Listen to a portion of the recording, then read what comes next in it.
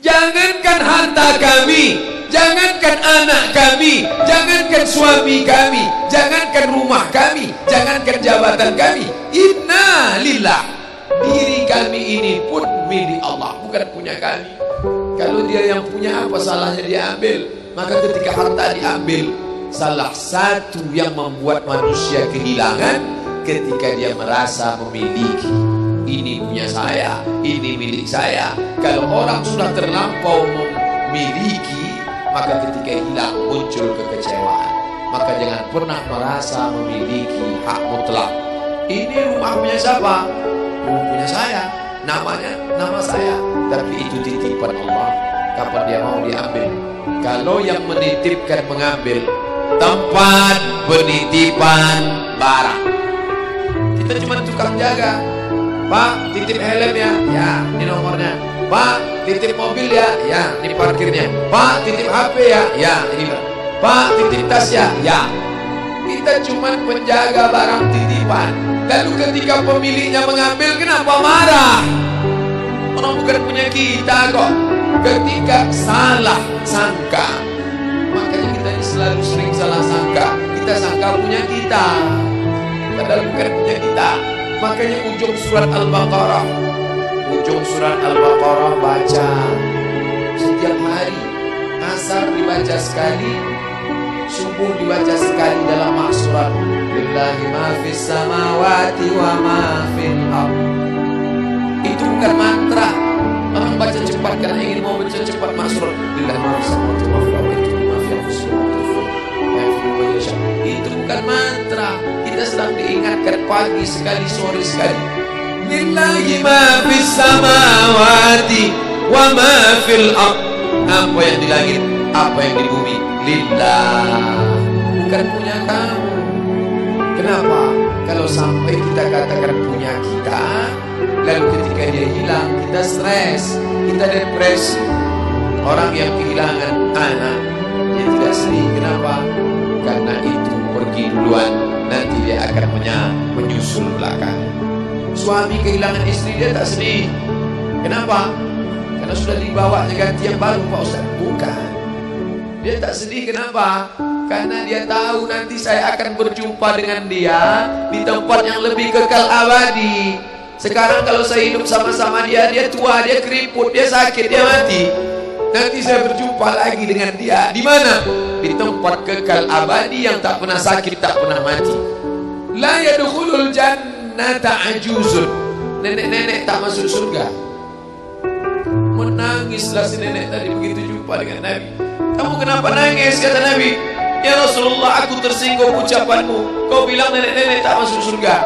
Kata Nabi, memang tak ada orang tua di surga. Kalau begitu aku tak masuk surga, kamu masuk. Terus nanti kamu masuk, kamu jadi muda lagi. Orang di surga itu umurnya 30, 33, 30, 31, 32, 33. Kenapa umur itu? Kalau nenek-nenek masuk surga, di dalam surga banyak kenikmatan. Sedang di surga, di dunia dia tak bisa. Pergi hari raya ke rumah orang, makanannya kacang tauhid. Umur 70 mau makan apa? Makanya orang masuk surga umur 30, 31, 32, 33. Kenapa? Itulah usia yang bisa menikmati. Oh, jadi maknanya bukan orang tua tak masuk surga. Jadi ketika orang melihat pasangan saya mendahului saya, karena Allah lebih sayang, dia pergi ke tempat yang lebih sayang daripada kita. Orang menangis tak berhenti, dia menganggap dia pergi, oh dimakan cacing tanah dia. Padahal dia sudah pergi ke tempat yang lebih sayang daripada kita. Kita sayang, tapi sayang kita temporer. Ibu sayang pada anaknya, berapa jam dia bisa sayang? Pergi dia bekerja, dia tinggalkan. Pulang dia bekerja, dia tidur, dia lupa. Berapa banyak anak-anak masuk ke tempat air panas gara-gara orang tua lupa menjaga, teledor. Berapa banyak anak yang jatuh cacat, orang tua yang katanya sayang, tapi sayangnya itu terbatas. Dia sudah pergi ke tempat yang lebih sayang. Siapa dia? Bismillahirrahmanirrahim. Dengan nama Allah yang Maha Pengasih dan Maha Penyayang. Maka ketika ujian itu datang, ayat ini hilang. Saat ujian itu datang, ayat yang dikaji malam ini, hadis yang dikaji malam ini hilang, terbang, melayang, tak berkesan. Ada orang lain yang mengingatkan. Tadi pagi saya takziah, wajah sahabat saya ini ustaz, tapi tadi wajahnya lusuh. Turun, nampak dia sedang bersusah hati, maknya meninggal dunia.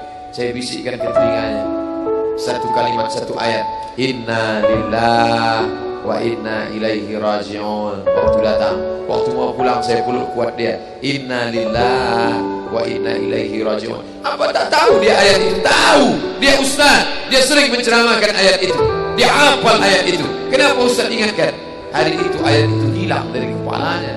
Yang terbayang adalah wajah ibunya yang dulu membesarkan dia 9 bulan 10 hari, menyusukannya 2 tahun membesarkannya, 9 bulan 10 hari mengandungnya, 2 tahun dia susukan, mengalir darah si ibu dalam badannya. Saat melihat ibunya terbujur kaku, hilang ayat itu, hilang hadis itu. Datang orang lain mengingatkan dia, ditepuknya bahunya, wabasyiris sabirin, berikan kabar gembira kepada yang orang sabar, alladzina idza asabatuhum musibah, ketika ujian itu datang, qalu, mereka berkata, inna lillahi wa inna ilaihi raji'un. Tapi tak semuanya tahan, tak semuanya kuat. Ketika ujian itu datang, as-sadmatul ula, innamas sabru fi sadmatil ula, pukulan. Ketika pukulan itu datang, bergoncang. Berapa banyak orang bercerita, Pak Ustaz, ketika sampai berita itu rasanya lunak tanah di dipijak, Pak Ustaz, bergoyang dunia ini, Pak Ustaz. Pukulan yang sangat kuat.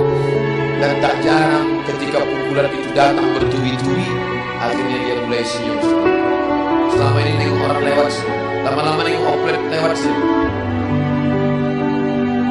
Apa yang dimuliakan Allah Subhanahu wa Ta'ala? Apa maknanya?